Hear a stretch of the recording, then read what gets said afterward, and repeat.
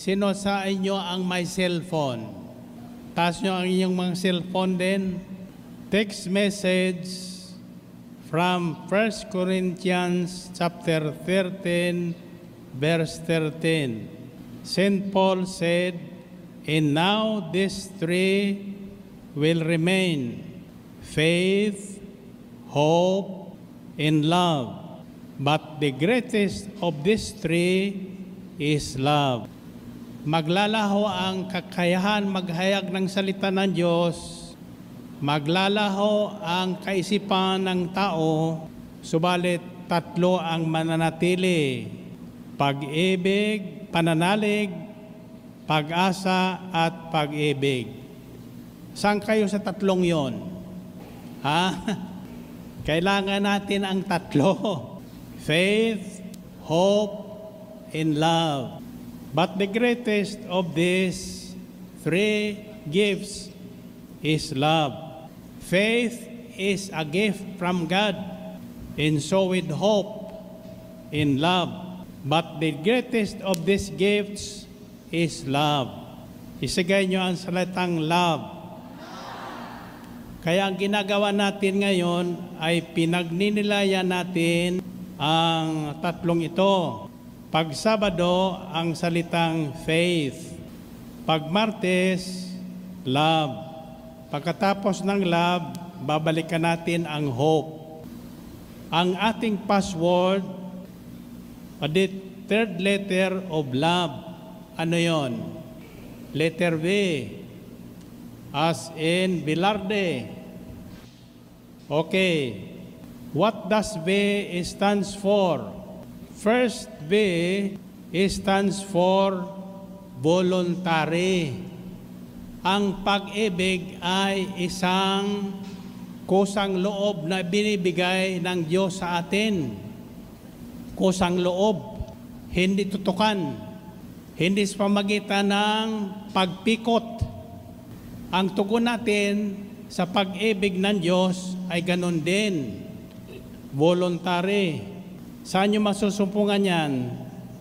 According to John chapter 3 verse 16, this is what is written: "For God so loved the world that He gave His only Son, that whoever believes in Him shall not perish, but will have eternal life."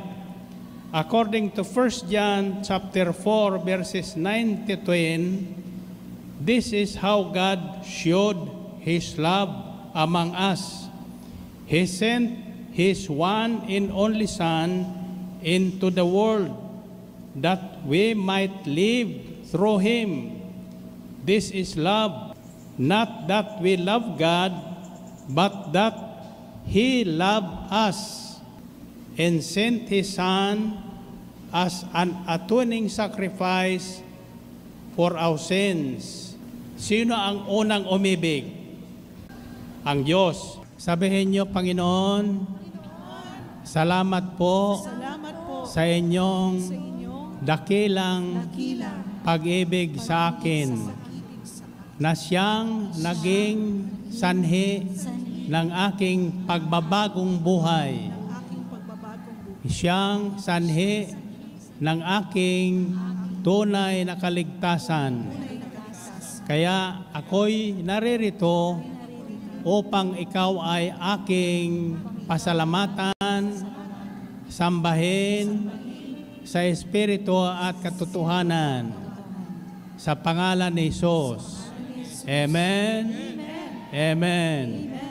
Purihin natin, Panginoon. Purihin ang Diyos.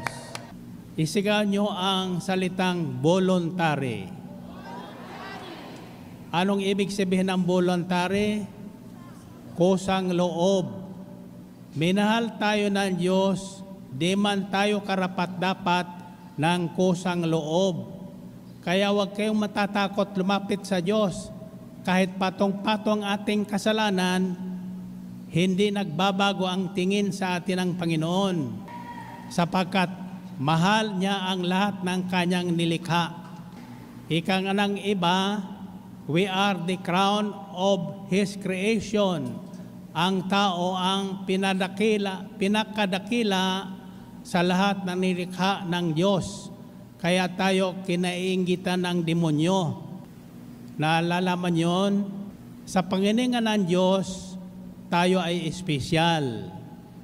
Lalo na sa mga taong tumugon sa panawagan ng Diyos na maging volunteer din sa gawain ng Panginoon. Tayo ay hindi mga bayaran dito. Tayo ay kusang loob na tumugon sa panawagan ng Diyos. Noong unang panahon, sa pasimula ng gawain ito, iilan lang kami. Wala pang naglalove offering noon, wala pang nag-iikapo noon. Pero masayang-masaya silang naghahakot ng silya, naglilingkod sa mga taong dumadalo sa gawain. Nawa, ibalik natin ang siglang yan para matuwa naman sa atin ang Panginoon. Amen ba? Tatandaan nyo, sa paningin ng Diyos, tayo ay mga espesyal. Isigaw nyo, ako ay espesyal sa paningin ni Yahweh El Shaddai. Kaya hindi ako natatakot kanino man, maging sa COVID, hindi ako matatakot. So, magmahal tayo ng voluntary, huwag sa palitan. Maglingkid tayo ng voluntary kusang loob na may kagalakan, sapagkat kapag galing sa ating puso ang ating paglilingkod at pagpupuri sa Diyos, may kasamang kagalakan yan. At ang gantimpala naman ng Diyos ay kalakasan ng loob. Hindi lang kaligtasan, kundi lakas ng loob, lakas ng katawan, at buhay na mahaba sa balat ng lupa. So, spell love. Ang bawat litra ng salitang love, natatandaan niyo ang ibig sabihin ng L at saka O. Tatandaan niyo ang mga password na yan para iyan ang madaling pagnilayan natin at maisabuhay ang salita ng Diyos. Higit nating maunawaan. Ang panahon ngayon ng COVID ay nilaan ko sa pagninilay sa salita ng Diyos. Kaya hindi ako natatakot.